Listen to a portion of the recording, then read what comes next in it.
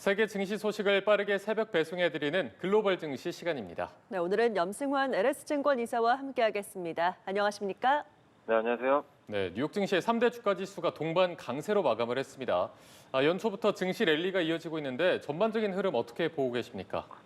네, 오늘 연초 이후로 이제 강세장이 좀 펼쳐지면서 다우와 특히 S&P 500 지수 같은 경우 이제 사상 최고치를 경신하는 그런 모습이 나왔고, 나스닥도 오늘 0.65% 상승하면서 좀 최근에 부진했는데 오늘은 이제 쫓아가는 그런 모습을 좀 보였다라고 말씀을 드리겠습니다.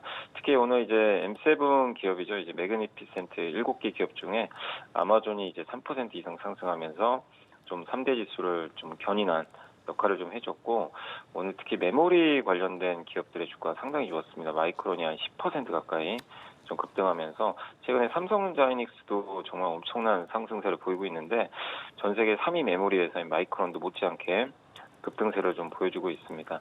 그리고 이제 CES 2016이 좀 열리고 있는데, 거기에서 이제 엔비디아라든가 AMD가 새로운 또 AI 플랫폼을 좀 공개를 했는데, 이런 좀 공개에도 불구하고 좀 오히려 엔비디아와 AMD 주가는 좀 빠지면서 차익 매물이 좀 나왔다라고 좀 말씀드리고 싶고요. 그래서 미국 기술주 내에서도 이런 반도체 안에서도 메모리는 강하지만 오히려 이걸 좀 이끌고 있는 엔비디아나 AMD 좀 부진한 것도 좀 최근에 좀 특징적인 그런 좀 부분인 것 같습니다. 그리고 경제지표 발표도 있었는데, 어제 ISM 제조업 지수도 좀 사실 별로 안 좋게 나왔고요.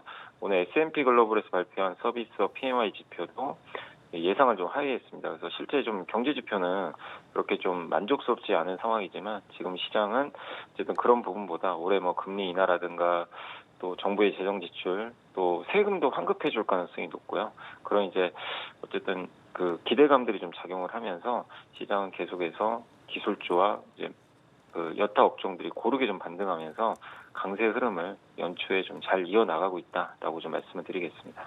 네, 말씀 주신 대로 미국 CES 2026이 열리고 있는데요. 여기서 기술 기업들이 발전된 AI 로드맵을 발표하면서 커진 기대감이 증시에는 반영이 좀 잘 된 걸로 보이는데요. 추가로 주목할 종목들은 어떤 것들이 좀 있을까요? 네, 오늘 근데 이제 아까 제가 오늘 메모리 반도체 기업들의 주가가 좀 가장 좋다 그랬는데, 그 메모리 반도체 관련 기업들뿐만 아니라 오늘 뭐 팔란티어도 한 3% 가까이 올랐고요. 엔비디아 플랫폼이 팔란티어에 이제 통합되어서 이제 작용하고 있다라고 이제 젠슨항이 좀 언급을 했다고 합니다. 이 부분이 이제 팔란티어에는 좀 호재로 좀 작용했다고 보고 말씀드리고 싶고, 그리고 이제 한국 뭐 개인 투자분들이 가장 많이 갖고 있는 게 아무래도 테슬라인데, 오늘 4%나 급락을 했거든요. 이게 이제 뭐 CES 2026에서 이제 어제 현대차죠. 현대차 그룹이 그 로봇 회사 있죠. 보스턴 다이내믹스의 로봇을 공개를 했는데, 이 로봇을 앞으로 그 구글의 딥마인드와 협력을 해가지고 여기에 이제 AI를 심겠다라는 좀 발표를 했는데, 이게 아무래도 테슬라의 그 옵티머스 로봇과 좀 경쟁하지 않겠냐.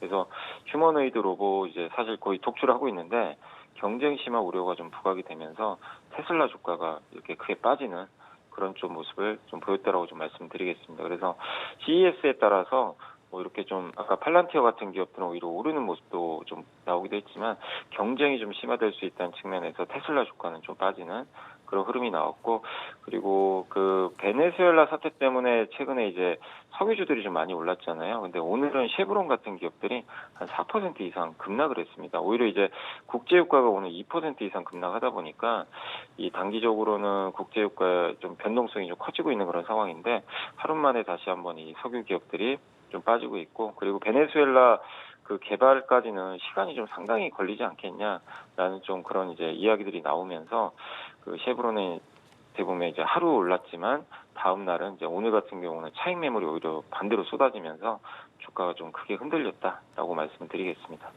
네, 그리고 연준의 완화적 통화 정책에 대한 기대도 있거든요. 이 부분은 어떻게 보십니까?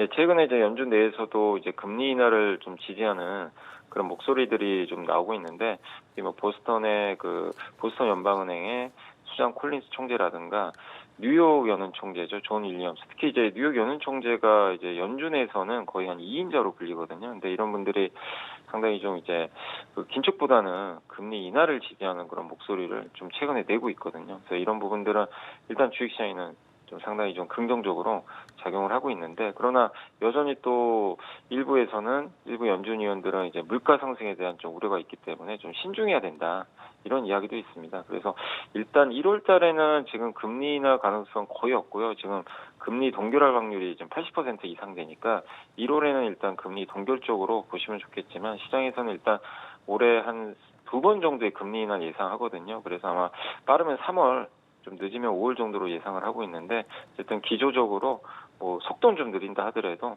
연준의 금리 인하는 계속 이어진다라는 그 추세는 이렇게 좀 생각을 해주시면 좋을 것 같습니다. 네, 글로벌 증시 관련 소식 오늘 염승환 LS증권 이사와 함께했습니다. 오늘 말씀 고맙습니다. 고맙습니다. 네, 감사합니다.